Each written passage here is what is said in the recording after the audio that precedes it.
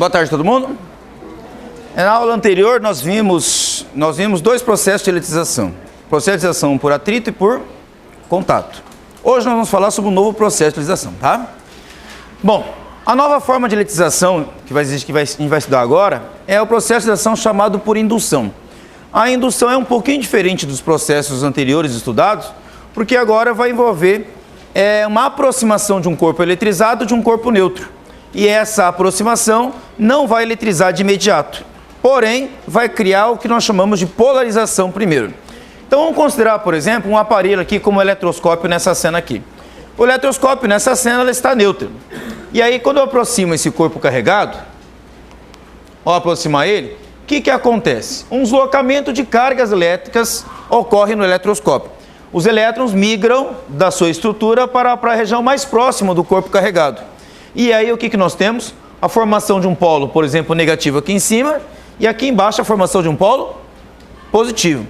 É esse processo que inicia uma nova forma de eletrização chamada indução, tá? É mais ou menos assim. Vamos considerar que eu tenho aqui um corpo que está neutro. E o que significa um corpo estar neutro? Significa que o número de cargas positivas é igual ao número de cargas negativas, tá? Então, para cada carga positiva que ele tem aqui, também tem uma carga negativa. Então, vamos imaginar que ele tenha várias cargas positivas e negativas, ok? Só que se eu pego um primeiro corpo aqui do lado esquerdo e aproximo ele desse corpo neutro, vamos imaginar que esse corpo já esteja eletrizado. Por exemplo, positivamente eletrizado. O que ele vai atrair desse corpo neutro aqui? Cargas negativas. Então nós teremos elétrons migrando, ok? Desse corpo neutro para esse lado aqui, que está mais próximo do corpo carregado positivamente. Então elétrons migram para lá e o que vai sobrar desse outro aqui? Cargas positivas. Na verdade, não são os elétrons que saíram daqui que foram para cá. Na verdade, tem uma migração de átomo para átomo. Um por um vai passando os elétrons até chegar lá. O resultado, a quantidade de cargas negativas que tem de um lado é igual à quantidade de cargas positivas que tem do outro. Como eu mostrei ali na animação, nós temos aqui primeiramente uma polarização. A polarização ainda não é uma eletrização. A eletrização vai acontecer em seguida. Vamos supor que agora desse lado aqui eu ligue a Terra. Tá, ok? O que é ligar a Terra? É ligar um corpo enorme cujo tamanho dele não tem diferença se perder alguns elétrons ou se ganhar alguns elétrons a mais. Então vamos considerar que eu tenho um corpo enorme aqui que pode ser chamado de Terra, por exemplo, certo? Nesse momento, esse polo positivo aqui vai acabar atraindo da Terra ou desse corpo enorme cargas negativas, que para ele não faz a menor diferença, tá? Então elétrons começam a subir aqui da Terra em direção a esse corpo carregado positivamente desse lado aqui, mas não todo carregado, ele está neutro na verdade. Mas a polarização desse lado positivo acaba atraindo elétrons naquela direção. E qual é o resultado? Quando os elétrons migrarem para cá, certo? E eu afastar esse primeiro corpo do lado esquerdo aqui, esse corpo que estava inicialmente neutro, como é que ele vai ficar? Continua neutro?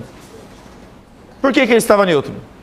Porque o número de cargas positivas era igual ao número de cargas negativas. Mas esse primeiro corpo que eu coloquei aqui do lado esquerdo, ele simplesmente polarizou o segundo corpo, certo? E esse segundo corpo ligado a um terceiro enorme aqui, forneceu esse terceiro elétrons para esse polo positivo do segundo corpo.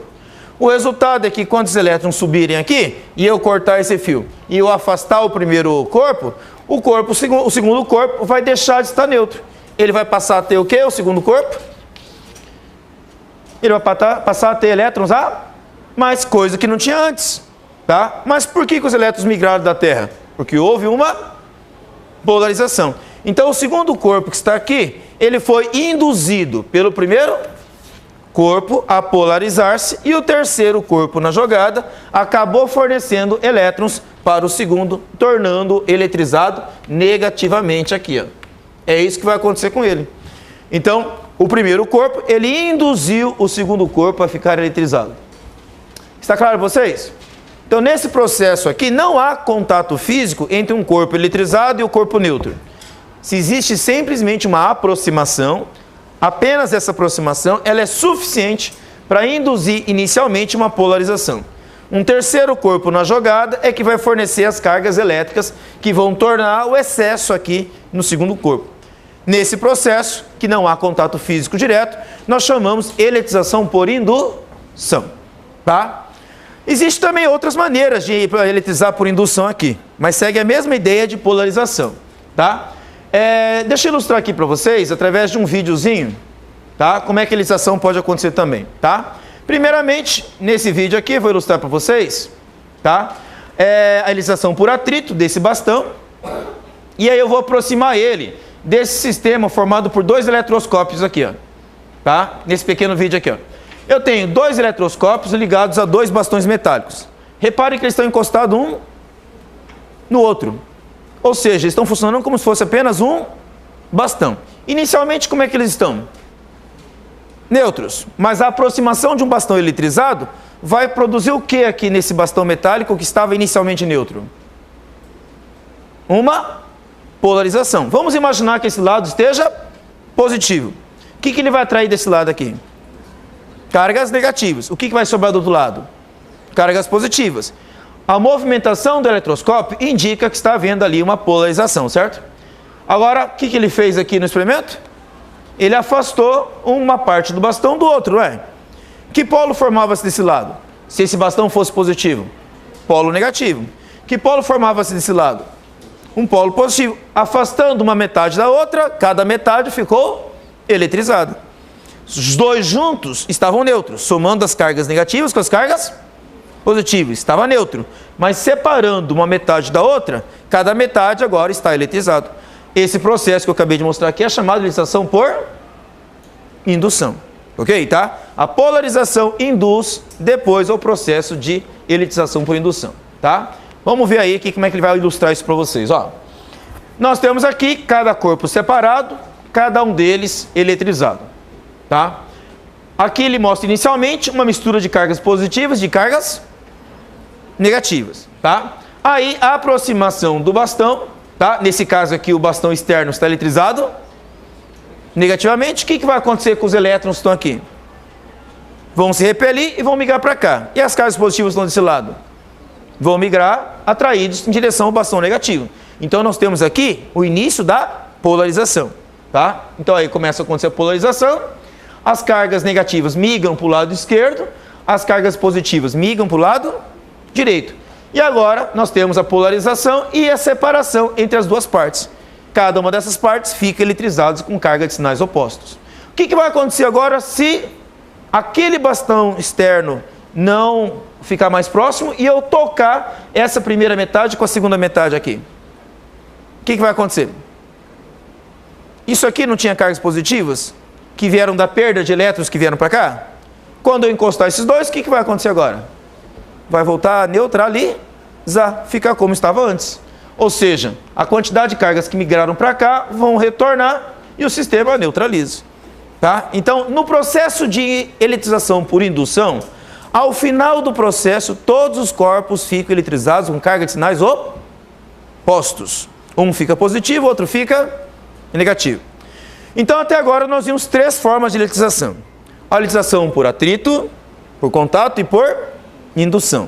No processo por atrito, você esfrega um corpo no outro, um deles perde elétrons, o outro ganha elétrons. Quem perde elétrons fica eletrizado positivamente. Quem ganha elétrons fica eletrizado negativamente. O segundo processo, que foi por contato, você pega um corpo já eletrizado e encosta num corpo neutro. Se esse corpo já eletrizado estiver positivo e ele encostado num corpo neutro, ele vai deixar esse corpo neutro também eletrizado positivamente. Por quê? Porque o meu sistema tende ao estado de equilíbrio. A carga total vai se dividir pelos dois corpos. Então eles vão ficar no estado de equilíbrio e o sinal das cargas de cada um dos corpos será mesmo. Se os dois corpos estiverem assim, um deles neutro e o outro negativo, encostando o corpo neutro ao ligar o corpo negativo, o excesso de cargas negativas de um passa para o outro. E aí o sistema tende de novo ao estado de equilíbrio e os dois corpos ficam com cargas de mesmo sinal. Tá? Então, na eletrização por contato, sempre os corpos ficarão com sinais iguais, porque o sistema tende ao estado de equilíbrio. E esse processo que eu mostrei agora, que é a eletrização por indução, cada um deles fica com carga de sinais opostos devido ao processo inicial de polarização, que separa uma carga positiva da carga negativa. E essa polarização, ao separar-se, faz com que os corpos fiquem eletrizados com sinais opostos. Ok? Bom, existe uma quarta forma de eletrização. E ela é tão importante quanto essas outras três. E você não encontra em todos os livros essa quarta forma de eletrização. Tá? Ela vem do conhecimento da física mais moderna. Uma física que vem aí oriunda do século XX. Tá? Na verdade, o efeito que vai gerar essa eletrização foi descoberto no final do século XIX. Mas a explicação só aconteceu no século XX. É chamado eletrização por efeito fotoelétrico. Ok? Tá? A eletrização por efeito fotoelétrico vai ser assim, ó. Vamos considerar que eu tenho um eletroscópio e ele está neutro. Tá? Então ele não tem nem excesso de cargas positivas, nem excesso de cargas negativas. Como é que eu posso deixá-lo eletrizado? Bom, uma coisa a gente sabe. Para ele ficar eletrizado, ou ele vai ganhar elétrons, ou ele vai perder elétrons. De que maneira eu posso, por exemplo, mexer na quantidade de elétrons aqui? Eu posso irradiar luz sobre ele. Se eu fizer a luz atingir esse eletroscópio, cada raio de luz que atinge esse eletroscópio pode arrancar elétrons dele. Certo? Que tipo de luz é capaz de fazer isso? A observação experimental tem mostrado para nós que a luz azul, a luz violeta, a luz ultravioleta e os raios X, eles têm capacidade de arrancar elétrons de metais. Por quê? Porque os elétrons precisam de energia para estar na órbita ao redor do núcleo de um átomo. Se esse elétron ganha energia, o que vai acontecer com ele? Ele vai aumentar o seu estado energético. Aumentando o seu estado energético, ele pode ou cair fora do átomo, ou ele mudar de uma camada para outra do átomo.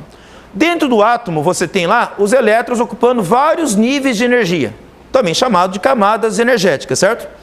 As camadas menos energéticas são as mais internas. As camadas mais energéticas são as mais externas. À medida que o elétron ganha energia, ele salta de uma camada mais interna para uma camada mais externa. E se ele já estiver na última camada, o que vai acontecer? E ele ganhar energia? Bom, como ele não tem como saltar para uma camada mais externa ainda, o que ele faz? Ele cai fora do átomo. Então é possível arrancar elétrons de um átomo irradiando sobre ele energia suficiente para que ele possa pular para fora desse átomo. E se ele pula para fora do átomo, o que acontece com o átomo? Ele está perdendo elétrons. Se ele perde elétrons, o átomo fica eletrizado. Se o corpo é formado por átomos e esse corpo perde elétrons, então dessa forma, o corpo também fica eletrizado. Então, nesse cenário que eu ilustrei para vocês nessa animação, o que nós tivemos? Nós tivemos raios de luz atingindo o eletroscópio, ele foi perdendo elétrons, e à medida que ele foi perdendo elétrons, o que aconteceu com ele? Ele ficou eletrizado. Tá? Refazendo a animação, nós vimos isso aqui, ó. Os raios de luz foram atingindo, e à medida que eles foram atingindo o eletroscópio, elétrons foram pulando fora da superfície metálica aqui, da parte superior do eletroscópio, e o eletroscópio ficou eletrizado. Se elétrons saíram, como é que ficou o eletroscópio carregado eletricamente? Positivamente carregado. Tá? No entanto, não são todas as formas de luz que são capazes de fazer isso. Tá? Nós observamos com muita facilidade a luz azul, a luz violeta, a luz ultravioleta e o raio-x. Por que a luz amarela, a luz laranjada, a luz vermelha não tem capacidade de produzir o efeito fotoelétrico com facilidade? Porque não possui energia suficiente para arrancar os elétrons, ok? De seus níveis de energia ou da camada mais externa. Para entendermos isso, nós temos que entender como funciona a distribuição de camadas que existe, ok? Numa estrutura atômica. Vamos imaginar uma estrutura atômica bastante simples aqui, só para facilitar o entendimento.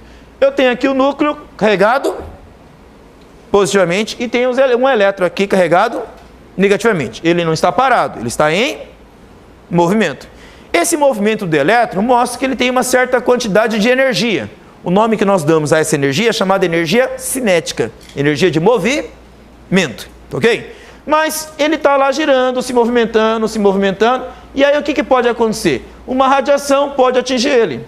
E se a radiação atingir ele, o que vai acontecer? Ele vai ganhar mais energia. Se ele ganha mais energia, o que acontece com ele? Ele passa de uma camada menos energética para uma camada mais energética. Então ele faz um salto de uma camada menor para uma camada mais elevada de energia. Certo? Mas como eu disse, vamos imaginar aqui de novo, ó, voltando à animação. Ele está ali girando, ok? Girando ali ao redor do núcleo. E à medida que ele vai girando, ok? Ele está manifestando sua energia. Recebeu uma quantidade de energia externa. O que ele fez? Ele soltou uma camada mais interna, uma camada mais externa. Recebeu de novo. O que aconteceu? Ele fez outro salto, uma camada mais externa ainda e com mais energia. Mas imagine que ele já esteja ali fora, na camada mais externa, e ele receba mais um raio de luz ali. O que vai acontecer? Aí ele cai fora, certo? Mas isso só é possível se aquele raio de luz que atingiu ali contém quantidade de energia suficiente. Na verdade, na física, a gente não chama de raio de luz, tá? A gente chama isso de fóton de luz, certo? O fóton de luz, ele representa uma certa quantidade de energia que uma partícula de luz contém. Então, quando aquela ondinha que eu mostrei para vocês ali, que representa um fóton, contém uma quantidade de energia suficiente para fazer o elétron saltar de uma camada para outra, ele salta. E se ele tiver quantidade suficiente para arrancar o elétron, ele arranca, tá? Do que vai determinar isso? Vai depender da diferença energética que existe entre uma camada e outra, ok? É assim, ó. A variação de energia entre um nível e outro, representado por ΔE, chamado de um quantum, foi proposto por Planck, chamado Max Planck, na verdade, como sendo proporcional à diferença de frequência de vibração que o elétron tem entre uma frequência e outra da camada. Do elétron entre cada nível de energia na forma de uma equação. Olha o que Max Planck propõe.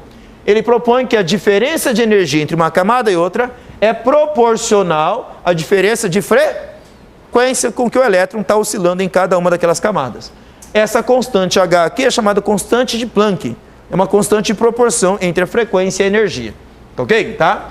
Onde F é a frequência final, F0 é a frequência inicial, ou seja, a camada para onde ele foi parar e de onde ele veio. H é a constante de proporção, ou chamada de constante de Planck, cujo valor é esse valor aqui, 6,6 vezes 10 elevado a menos 34 joules vezes segundo. Não precisa decorar esse número aqui não, tá? É uma constante da natureza apenas. Ok? Importante é saber o significado, uma proporção que existe entre a frequência e a energia. Bom, agora vamos imaginar que meu elétron esteja só numa camada. Se ele estiver só numa camada, então ele vai ter uma certa quantidade de energia, certo? Essa quantidade de energia, ela vai ser proporcional, então, à frequência que o elétron tem ali. Essa equação E igual a HF representa a quantidade de energia que o elétron tem numa determinada camada ou nível de energia em que ele oscila com uma certa frequência. Se ele vai saltar para uma camada mais energética, então ele vai precisar ganhar uma quantidade de energia suficiente pela diferença das duas camadas. Se essa quantidade for suficiente, da diferença, ele salta e aí ele passa a ter uma energia maior. E se a quantidade que ele receber for maior que a quantidade necessária para ele pular? Bom, ele pode simplesmente devolver essa energia, porque não, ela é mais do que suficiente. Ele não vai simplesmente absorver aquela diferença. Tá? Ele pode simplesmente devolver essa diferença e a energia atravessa aquele átomo como se nada tivesse acontecido. Por outro lado, se essa quantidade for absorvida e depois devolvida, o que vai acontecer? O elétron ganha energia e depois perde. Nesse momento que ele perde, ele devolve aquela energia que ele emitiu e ele passa a emitir luz. Então, por exemplo, eu posso ter elementos químicos onde os elétrons absorvem energia e fazem saltos energéticos de uma camada menos energética para uma camada mais energética. E o momento seguinte, que ele pode fazer com essa energia que ele ganhou?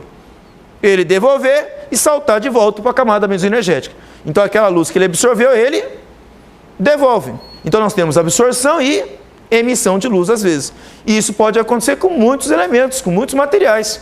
Tá? Por exemplo, se você pegar sal de cozinha, certo? E colocar ele numa chama, esse sal de cozinha ele vai receber energia da chama e os elétrons vão fazer saltos energéticos de camadas menos energéticas para camadas mais energéticas. Em seguida, o que eles fazem? Eles saltam das camadas mais energéticas para camadas menos energéticas. E faz o que com a energia que absorveram? Devolve na forma de luz. Aí você vê aquela chama começar a brilhar com uma cor específica, característico dos níveis de energia que existe no átomo ali de sódio, por exemplo, que está no sal de cozinha. Então, cada tipo de sal, quando você queima no fogo, por exemplo, ele emite uma cor própria, uma cor característica de acordo com os saltos energéticos que os elétrons fazem nas suas camadas eletrônicas. Então, a estrutura do átomo está também diretamente ligada à explicação que nós formamos a respeito da luz. Então, a luz, a eletricidade e a estrutura do átomo são conceitos intimamente ligados, inclusive o processo de eletização por efeito fotoelétrico. Tá ok?